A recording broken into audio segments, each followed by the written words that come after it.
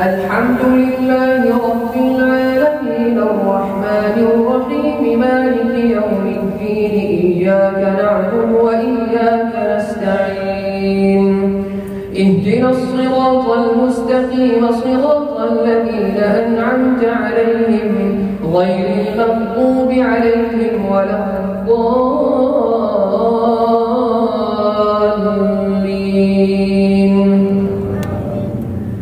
إذ قال الله يا عيسى إني متوفيك ورافعك إلي ومطهرك من الذين كفروا وجاعل الذين اتبعوك فوق الذين كفروا إلى يوم القيامة ثم إلي مرجعكم فأحكم بينكم فيما كنتم فيه تختلفون.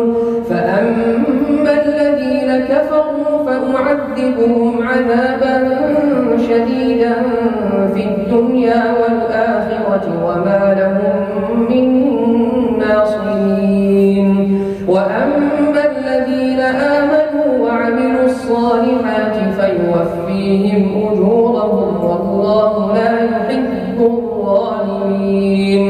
ذلك نتلوه عليك من الآيات والذكر الحكيم. إن مثل عيسى عند الله كمثل آدم خلقه من تراب ثم قال له كن فيكون. الحق من ربك فلا تكن من الممترين. فمن حاجك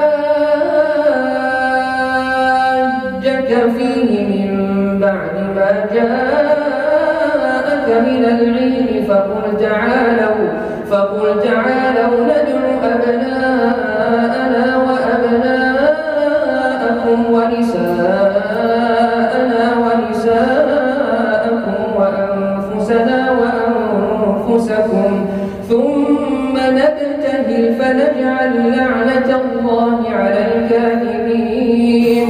إن هذا لهو القصص الحق وما من إله إلا الله وإن الله لهو العزيز الحكيم. فإن تولوا فإن الله